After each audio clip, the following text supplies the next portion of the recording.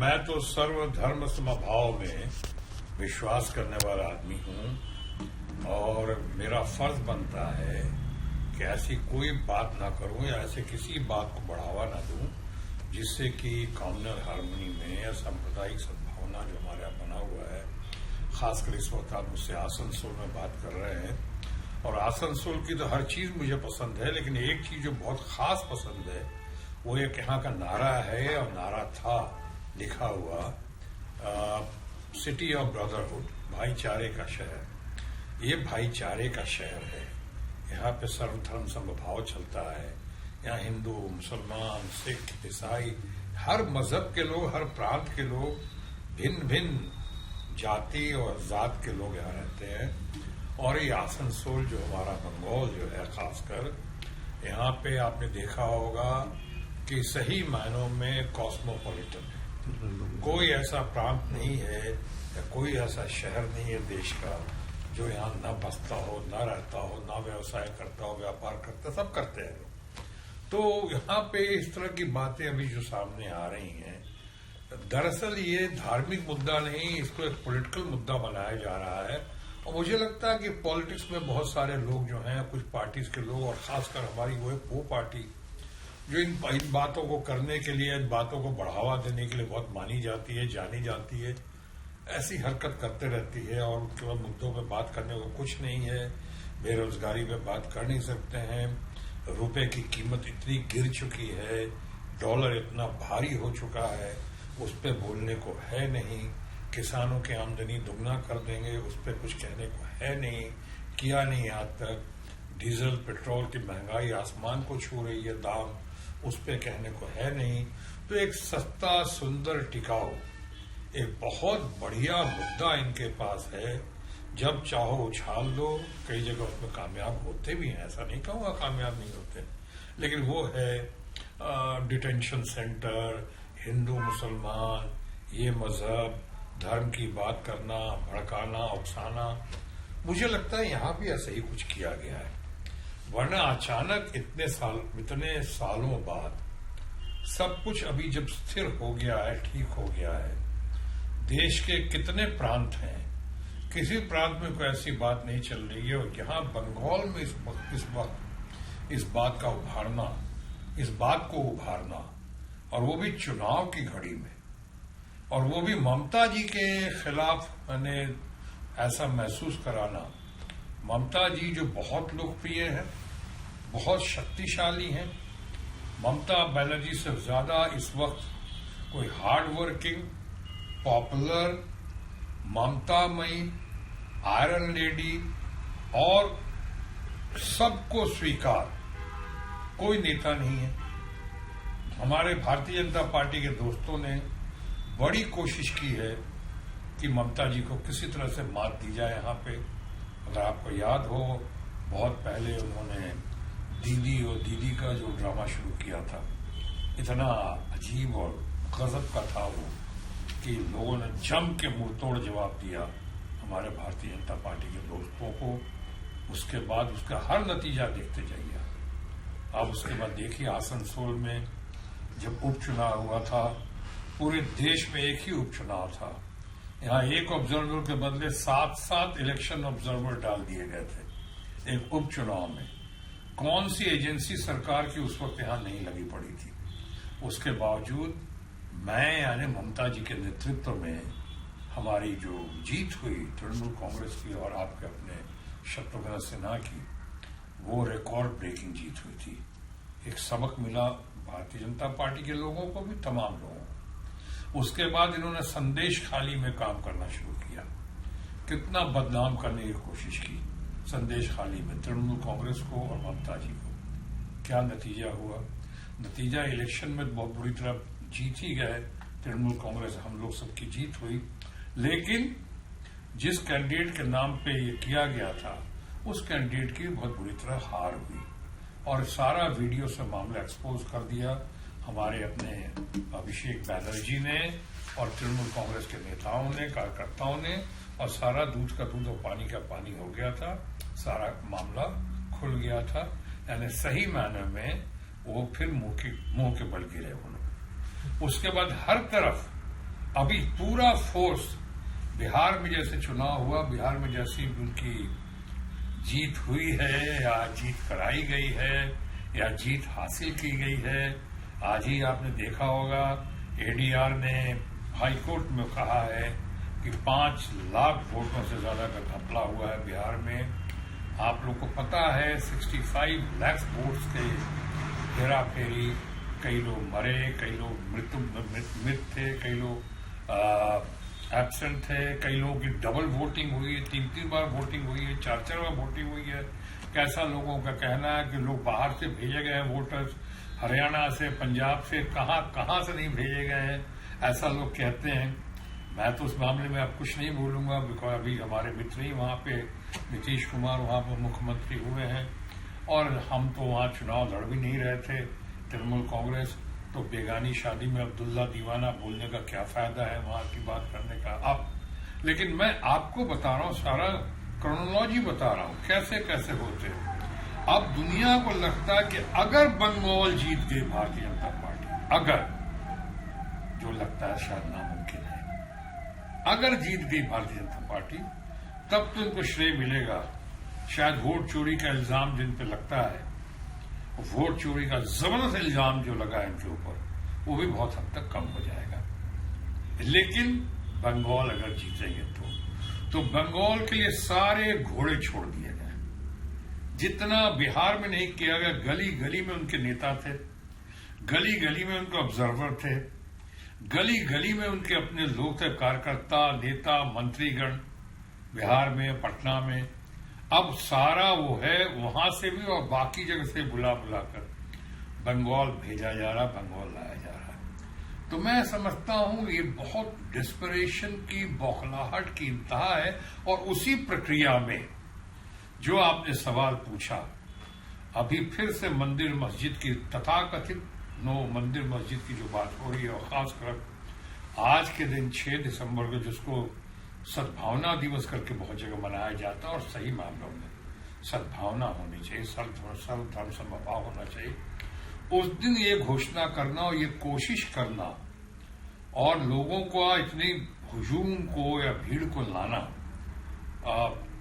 ये बाबरी मस्जिद कहते, बाबरी मस्जिद का अभी कलकत्ता में, बंगाल में, पूरे देश पे छोड़कर इलेक्शन की घड़ी में इसका शुभारंभ या शुरुआत करना, मुझे लगता है ये पॉलिटिकल दाव है या पॉलिटिकल डिस्परेशन है कुछ लोगों का। और उसमें बगैर पॉलिटिकल पार्टी के, जिस पार्टी का हमने जिक्र किया, उस पार्टी के सपोर्ट के ये नहीं हो सकता है। इसके अंदर एक दूर की कौड़ी लाने की कोशिश की है, लेकिन मैं अच्छी तरह जानता हूं और आप सब मानेंगे कि ममता जी की लोकप्रियता है, ममता जी की योजनाएं हैं, पूरे देश में आज ममता जी की योजनाएं चल रही हैं, पूरे देश में। जो शुरुआत यहां से हुई, ममता जी ने इन पंक्तियों को सार्थक किया है कि what Bengal thinks today, India thinks tomorrow. आज बंगाल जो सोचता है, कल उसी लाइन पे पूरा देश चलता है, देश की राजनीतिक पार्टियां चलती हैं। ये स्वास्थ्य साथी, ये आयुष्मान भारत जो आया, वो कहां था पहले? स्वास्थ्य साथी बंगाल में था। ये लड़कियों को स्कॉलरशिप देना, वृद्धाओं को पेंशन देना, ये खाने पीने की सहूलियत, ये, और सबसे बड़ी बात, ये बीजेपी की, मैं समझता हूं हमारे दोस्तों की एक बौखलाहट का बहुत बड़ा नतीजा है कि पार्लियामेंट तक में मान लिया है कि बंगाल का उन्होंने 1,90,000 करोड़ से ज्यादा रोका हुआ है। गरीबों का पैसा, विकास का पैसा, डेवलपमेंट का पैसा, विकसित भारत का नारा देते हैं, और बंगाल के ऊपर इतना ही अन्याय हो रहा है। किसानों का पैसा, मनरेगा का पैसा, ये पैसा रोका हुआ है सेंटर ने। अब इलेक्शन की घड़ी आ गई है, अब वो बहाना करेंगे। बिहार में तो 10-10 हजार रुपये और कितने पैसे उन्होंने दिए जब घोषणा, कोड ऑफ कंडक्ट लगने के बाद। यहां बहाना करेंगे, हालांकि हम पार्लियामेंट में मान चुके हैं कि 1,90,000 करोड़ है हमारा करीब बाकी। अभी यहां आके कहेंगे कि तो इलेक्शन की घड़ी है, कोड ऑफ कंडक्ट है, यहां कैसे? मीठा मीठा गप गप, कड़वा कड़वा थू थू। यानी यहां पे जहां सूट करता है वहां तो चला दिया कोड ऑफ कंडक्ट को तोड़ते हुए, तेलंगाना में नहीं करने दिया। आपने दूसरे जगह नहीं करने दिया, लेकिन बिहार में करने दिया आपने। चलो, अब यहां पे कहेंगे कोड ऑफ कंडक्ट है, पैसा देना नहीं उनको, ऐसा लगता है, तो अब ये बहाना होगा कोड ऑफ कंडक्ट है, लग जाएगा, टालते जाओ और दूसरे मुद्दे निकालते जाओ। वो दूसरे मुद्दे ध्यान भटकाने के लिए निकालने से पहले हम कहना चाहेंगे केंद्र को, बंगाल का जो पैसा बकाया है, जो गरीबों का पैसा है, किसानों का पैसा है, हैव नॉट्स का पैसा है, उनका पैसा वापस करो।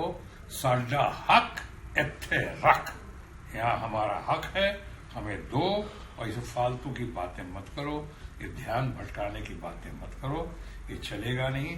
पहले भी आप मुंह की गिर चुके हो, मुंह के बल गिरे हो पहले भी ऐसे हथकंडे आजमाने के बाद, और इस बार जो आप कर रहे हो, मैं नहीं समझता हूं सोसाइटी के लिए, समाज के लिए और सर्वधर्म समभाव के लिए ये ठीक होगा इस वक्त खासकर।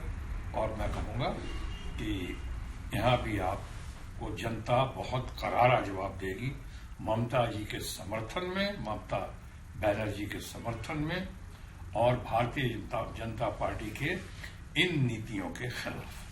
पश्चिम बंगाल में पहले कभी शिलान्यास हो रहा है, इसको उछालकर भारतीय जनता पार्टी आगामी चुनाव में पोलराइजेशन करेगी।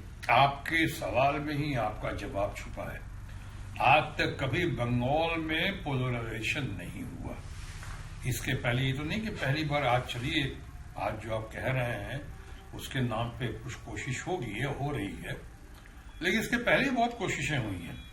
हमारे एक पिछली बारी चुनाव में यहाँ पे आपने देखा कि यहाँ पे 27-28% लोग जो हमारे मुस्लिम समाज के, मुस्लिम परिवार के लोग हैं यहाँ पे, और उनकी बहुत जबरदस्त आस्था है, विश्वास है, यकीन है ममता जी में। आपने देखा होगा पिछली बार हमारे बहुत अच्छे मित्र हैं और बहुत ही लर्नेड आदमी हैं, बहुत ही पढ़े लिखे काबिल आदमी, मैं उनकी बहुत कदर करता हूं व्यक्तिगत तौर पे, ओवैसी साहब। अब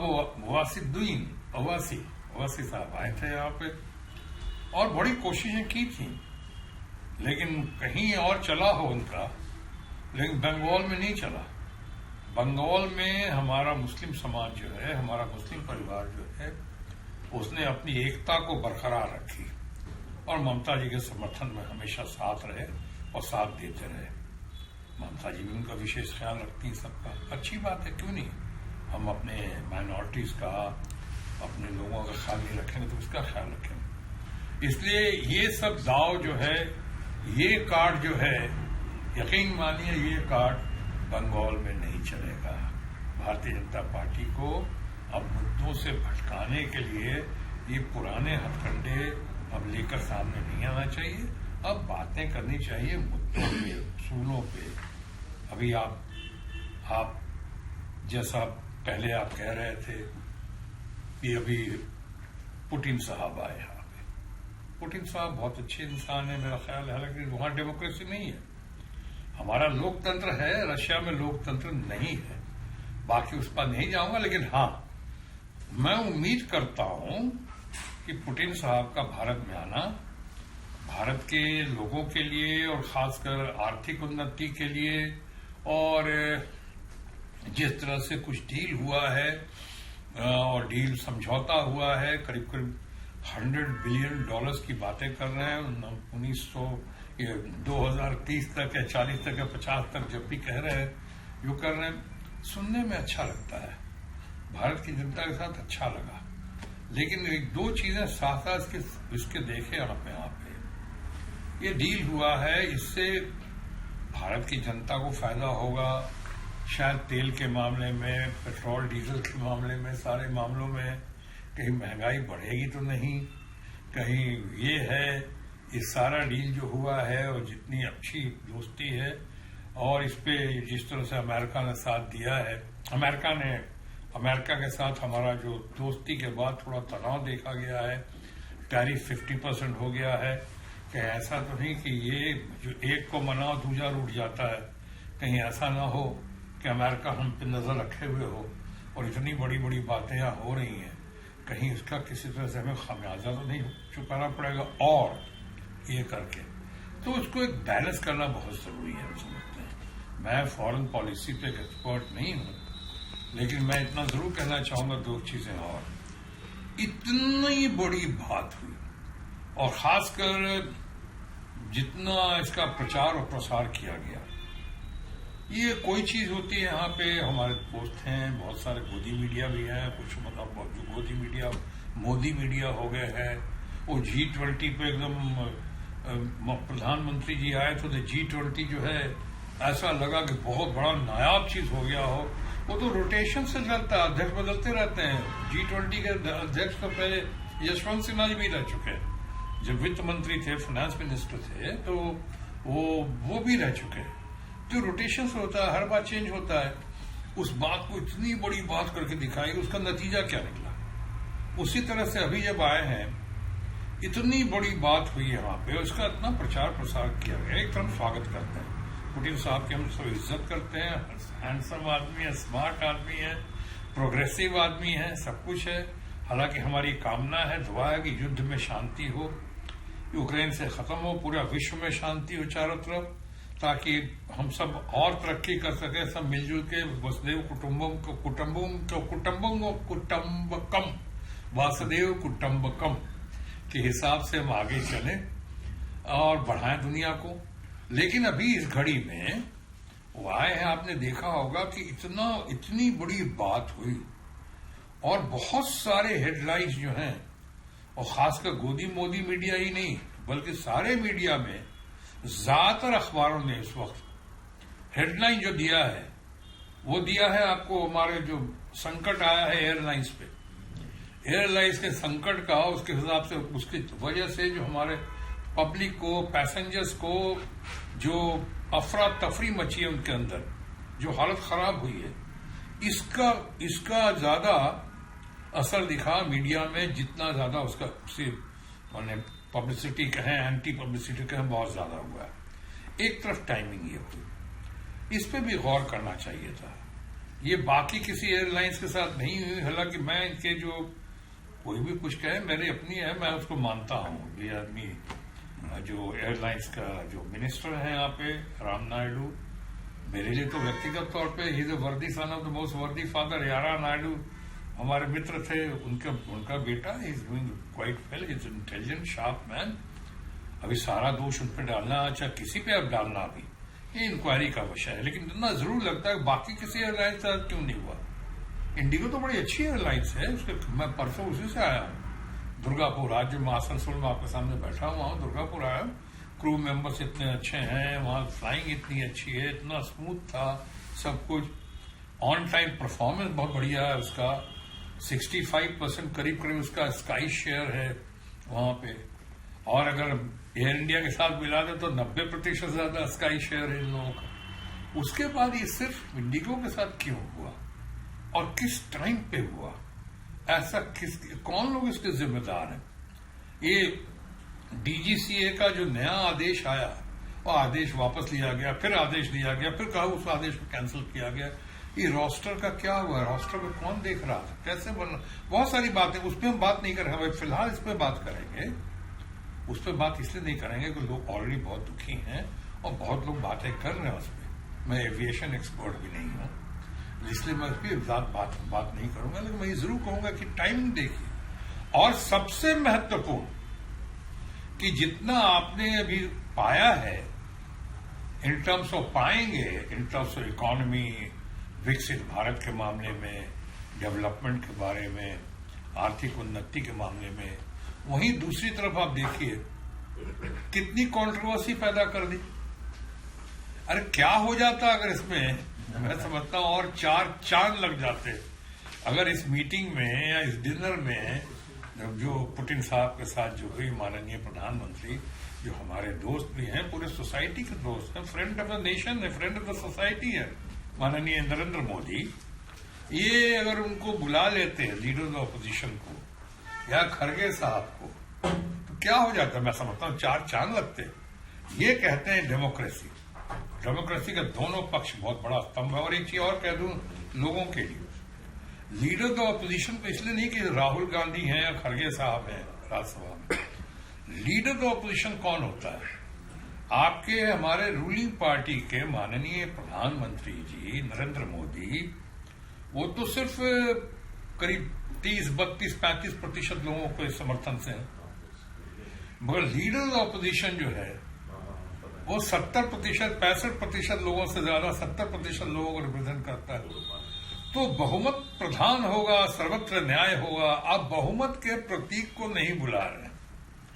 लीडर ऑपोजिशन का कैबिनेट रैंक होता है, और बहुतों की नजरों में प्रधानमंत्री के बाद शायद सबसे ज्यादा प्रभावशाली और सबसे ज्यादा बलवान आप लीडर ऑपोजिशन को ही मानते हैं।